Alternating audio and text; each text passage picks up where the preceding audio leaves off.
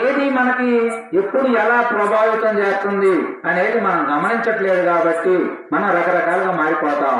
అలా మనం ఏమి జరుగుతున్నది అనే ప్రతి విషయాన్ని మనం క్షుణ్ణంగా సాక్షిగా ఉండే అన్నింటిని పర్యవేక్షించి చూడగలిగితే ఎప్పుడెప్పుడు ఏ మనసు ఎలా మన యొక్క బాడీలో ఆ యొక్క ప్రకంపనలు చేస్తా ఉన్నది, ఏ భావం వచ్చినప్పుడు బాడీ ఎలా స్పందిస్తా ఉన్నది, ఆ భావం స్థిరపడితే ఇంకొక భావానికి జరిగే లాభాలు నష్టాలు ఏమిటి, ఇవంతా కూడా మానసిక యొక్క పొరలన్నింటినీ మనం చూసుకోగలిగితే ఈ మనసు సాధనలోకి పోయినటువంటి వాళ్ళకి బయట ప్రపంచంతో కానీ దేవుళ్ళతో కానీ గ్రంథాలతో కానీ ఇవేమీ పనిలేదని చెప్పి మహాత్ములు కొంతమందికి ఇట్లాంటి పరిశోధకుల్ని తత్వవేత్తలు అని చెప్పి తేల్చారు.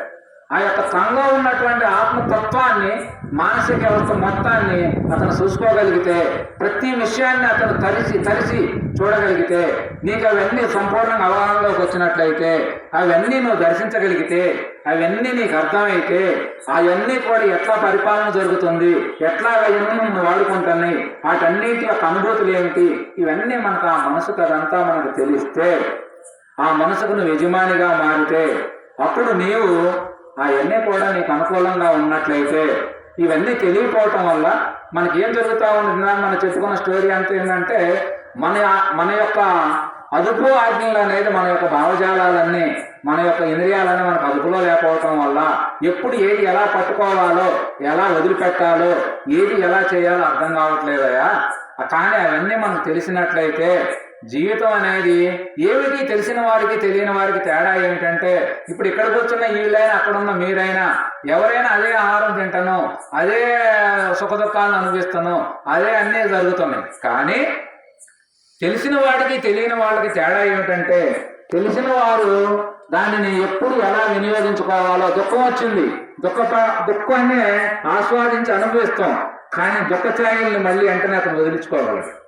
సామాన్యుడికి వదలటానికి చాలా టైం పట్టింది. మామూలు వారికను జ్ఞానం ఉన్నవాడికి, సాధకుడు అయితే ప్రతి విషయాన్ని, సాధకుడికి కవికి అగ్గిపుల్ల సబ్బుపిల్ల ఏది కూడా అనర్థం కాదా, అన్నీ అతను వాడుకోగలడు తన కవిత్వంలో అన్నట్లుగా. సాధకుడు ప్రతి విషయాన్ని గొప్పగా ఆస్వాదించి అనుభూతి చెంది, భలే ఉందే. ఇప్పుడు దుఃఖం వచ్చింది, మనం ఎప్పుడైనా బాగా ఆలోచించండి. దుఃఖం వచ్చినప్పుడు ఈ దుఃఖం ఎంత బాగుంది, ఈ దుఃఖం ఎక్కువ రోజులు ఉండదేమో.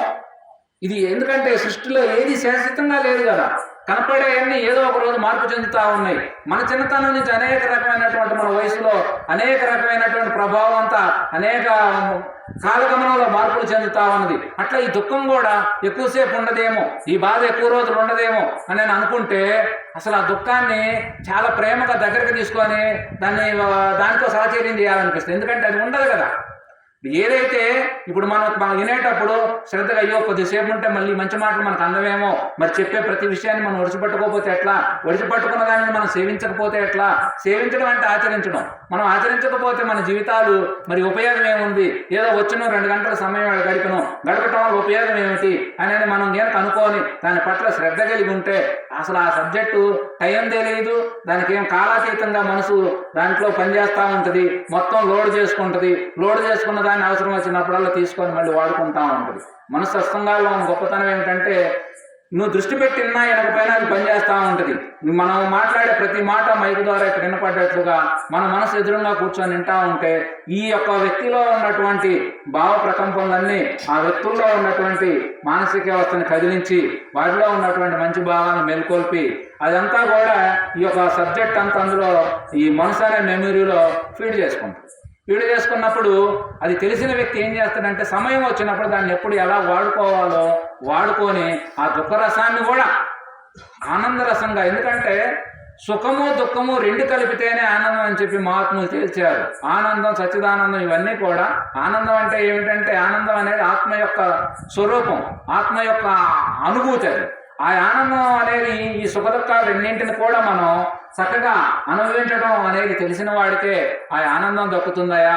సామాన్య మానవులంతా సుఖదుఖాలకు లోనవుతున్నారే కానీ సరైన ఆనందం పొందిన దాఖలాలు లేవని చెప్పి మహాత్ములు తేల్చారు. ఎందుకు ఈరోజు మహాత్ములందరినీ వారేం వ్యక్తిగతంగా పెద్ద సంపాదనలు లేవు, వారికేం కుటుంబ వ్యవస్థ లేదు. ఇప్పుడు అవతి పొన్నారెడ్డి గారికి ఏముంది, ఏమీ లేదు కదా.